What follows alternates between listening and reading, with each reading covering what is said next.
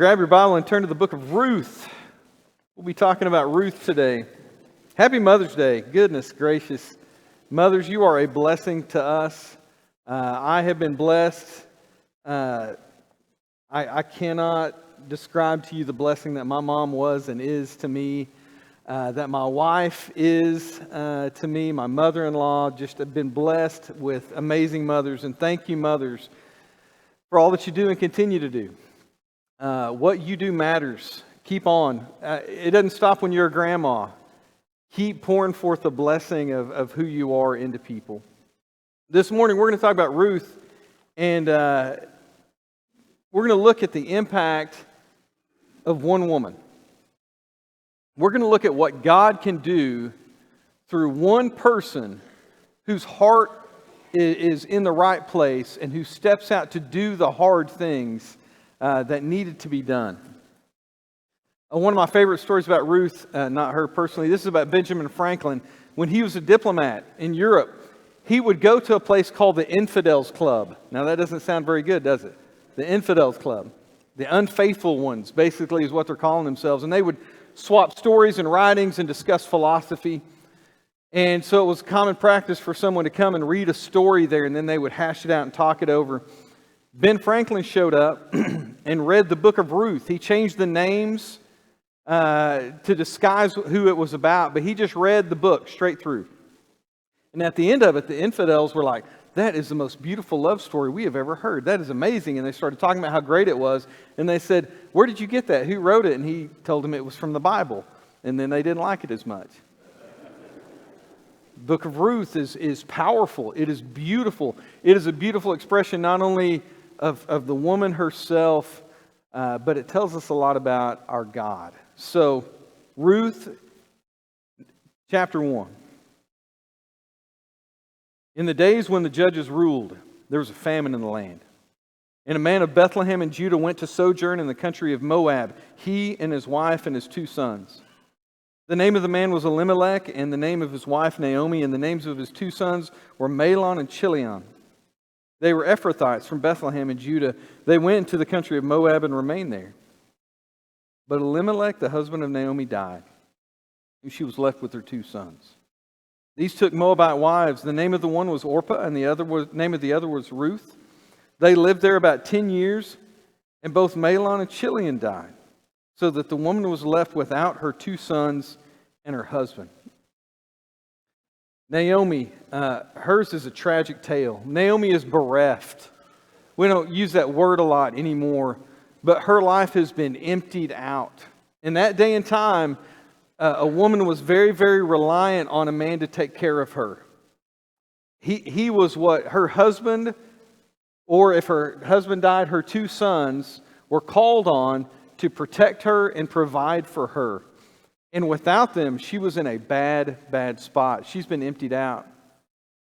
She lost her husband and her 2 sons. The protections that existed in her life to look after her were ripped away from her. And she felt it very keenly. Naomi means pleasant. Later she calls herself, she says, "Don't call me Naomi anymore. Call me Mara," which means bitter. She said she went from pleasant life to bitter life. And she is in a bad, bad way. Now, her 2 sons had married Moabite women, Orpah and Ruth. And as Naomi decides to move back to her homeland, they follow after her. And she's telling them, don't follow me. Because she wanted them to go back to their country, to their families where they'd be taken care of, to find husbands that they could marry, that they could be taken care of. And she tells them that. Go back. She says, "I have no more sons to give you to marry. And even if I were married today and had sons, you couldn't wait on them to grow up and marry.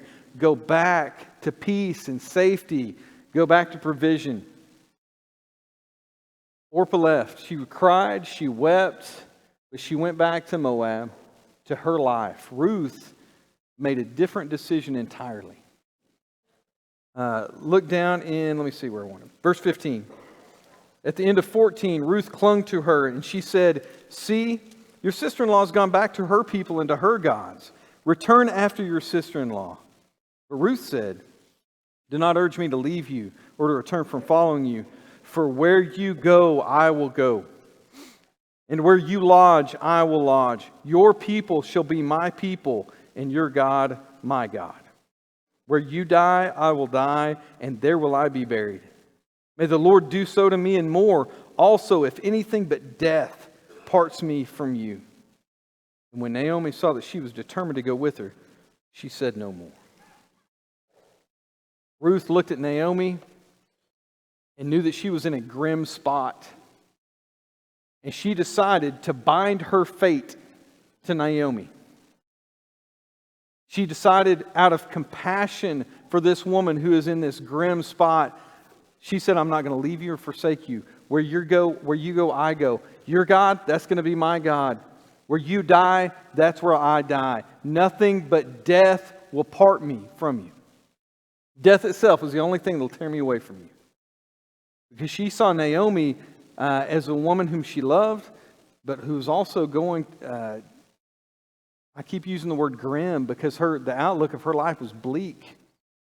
And out of compassion, Ruth decided to take Naomi in and take her on. This would not have been an easy thing. She would not let Naomi go through that, and she took that load at great expense to herself.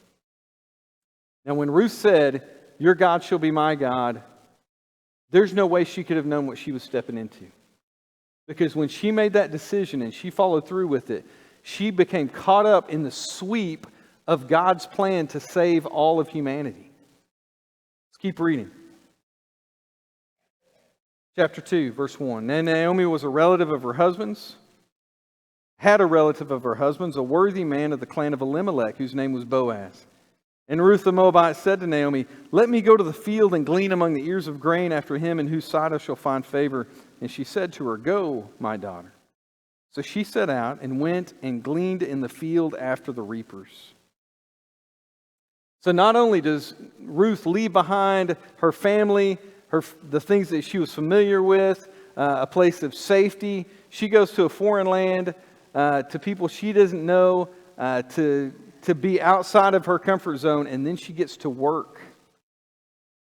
She goes out in the fields. There was in the Jewish law, this law was stated: if you had land and you were growing crops, you were allowed to harvest your own crops, but you're supposed to leave the corners for poor people to come in and glean. And if you dropped anything, you weren't supposed to pick it up. God was trying to say, look, you've got to look after people who can't look after themselves. You got to give them an opportunity to eat. So they had to come out and glean and pick basically the leftovers. And that's what Ruth did. And it would have been hard work. She would have been out there all day, bending over, breaking her back. Her hands would have been calloused. She would have been sunburnt and windburnt, enduring the elements. She was doing this to provide not just for herself, but for somebody else. My parents grew up picking cotton. Anybody in here grew up picking cotton? Oh man, okay. Yeah, several. My dad grew up on a farm. My mom did not. She would just go hire out to pick cotton. And I remember her telling stories about just how hot it was and how thirsty she would get as she was filling up that bag with cotton. And she would look over and she'd be so thirsty, and she'd look over and see a puddle of gyp water. Anybody know what that is? Okay, okay. And she would be so thirsty and want to drink that, but she couldn't. Gyp water is full of gypsum, so you can't drink it. So she would see something that would look delicious, but you couldn't have any part of it. But it was backbreaking work. That's what Ruth is doing. And she's completely self-sacrificial about it. She's not just working for herself. Like, she might get tired, and if she was just working for herself, she'd go, well, I got enough to eat for the day, I'm done. No, she had to do it for two. She took on the weight of taking care of someone who could not take care of themselves. So this was hard work, sacrificial. And as far as she knew, this was going to be her whole life. Taking care of someone who couldn't take care of herself. Then Boaz steps into the picture.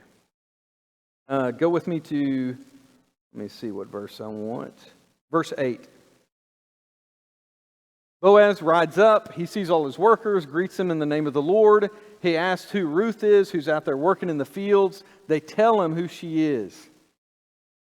Verse 8, then Boaz said to Ruth, now listen, my daughter, do not go to glean in another field or leave this one, but keep close to my young women. Let your eyes be on the field that they are reaping, and go after them. Have I not charged the young men not to touch you? And when you're thirsty, go to the vessels and drink what the young men have drawn. And she fell on her face, bowing to the ground, and said to him, why have I found favor in your eyes, that you should take notice of me, since I am a foreigner? Here's what Boaz says, don't go anywhere else for work. You stay close to my girls. You stay close to my women. And he goes, I'll make sure nobody hurts you. And that's a concern. Twice that's mentioned in the book of Ruth, that if she goes somewhere else, she is vulnerable to being assaulted. Boaz, in protection, says, you stay with my people.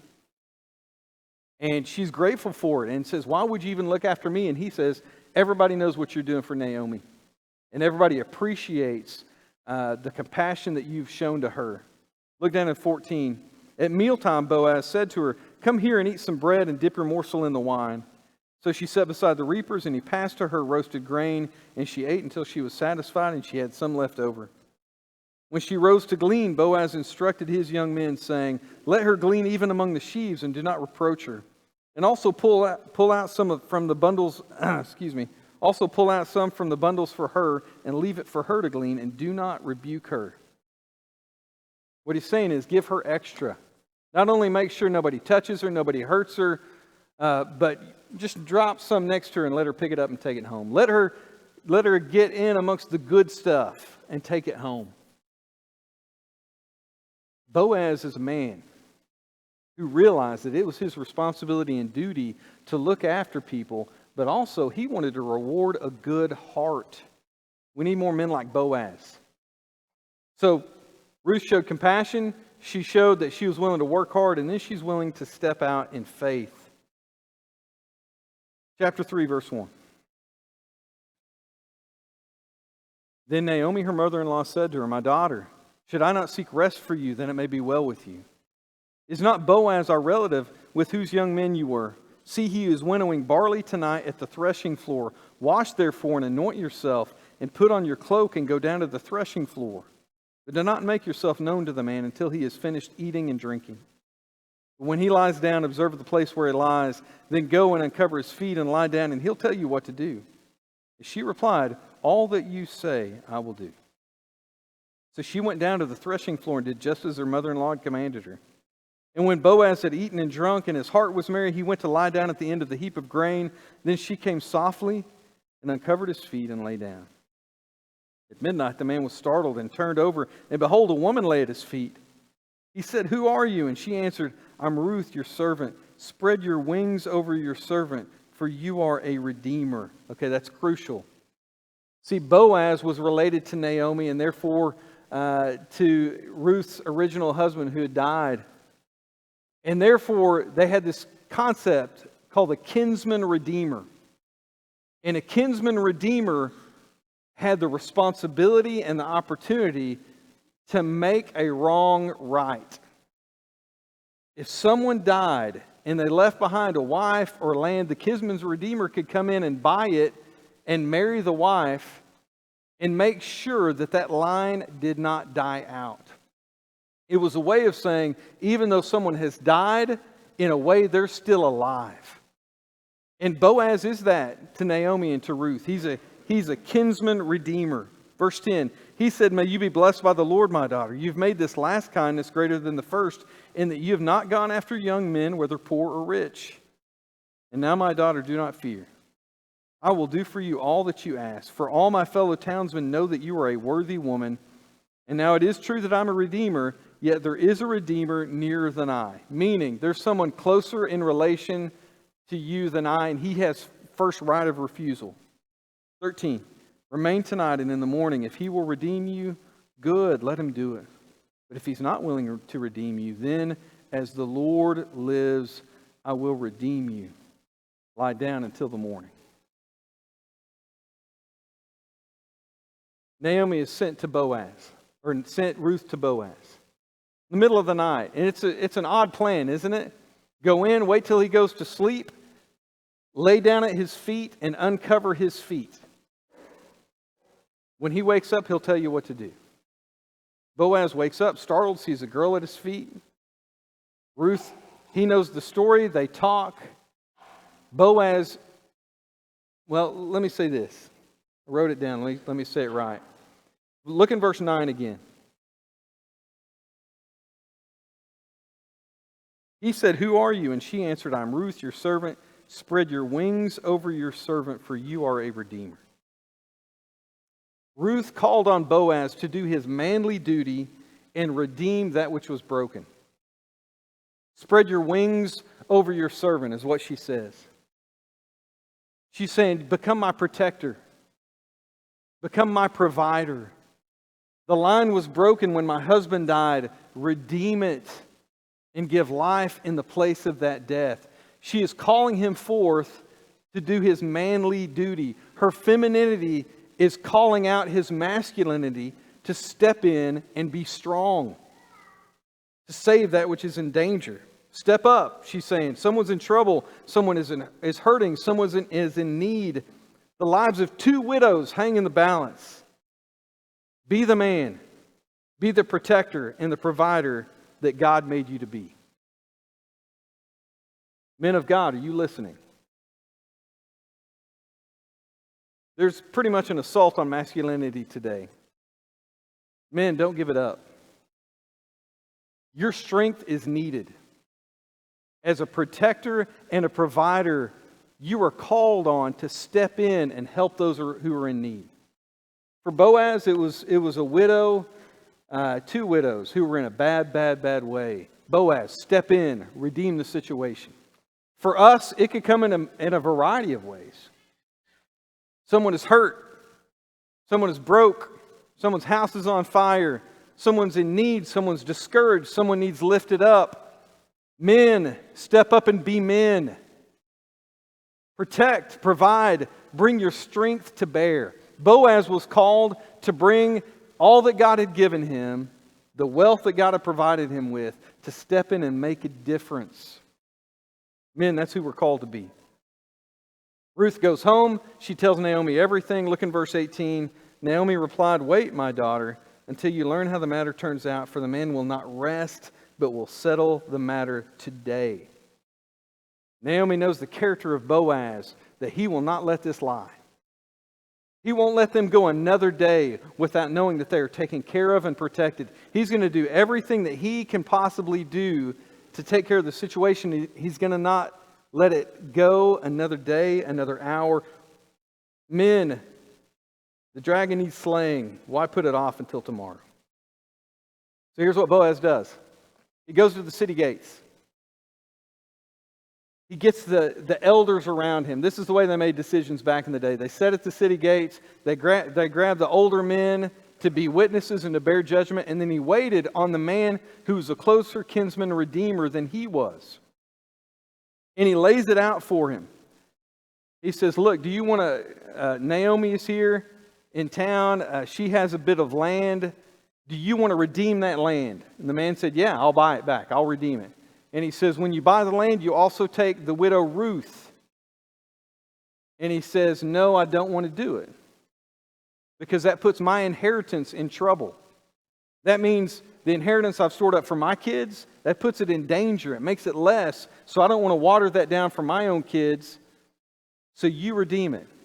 And Boaz says he'll redeem it. Look in verse 7. This is interesting. Now this was the custom in former times in Israel concerning redeeming and exchanging.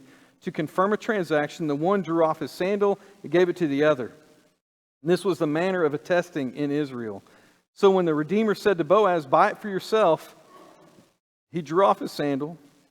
Then Boaz said to the elders and all the people, you are witnesses this day that I have bought from the hand of Naomi all that belonged to Elimelech and all that belonged to Chilion and Mahlon. Also Ruth the Moabite, the widow of Mahlon, I have bought to be my wife, to perpetuate the name of the dead in his inheritance, that the name of the dead may not be cut off from among his brothers and from the gate of his native place. You are witnesses this day. This was disastrous. Death is heartbreaking, but it was particularly disastrous for those women in that time, because without men to rise up, they had nothing. Naomi lost husband and sons. Ruth lost her husband.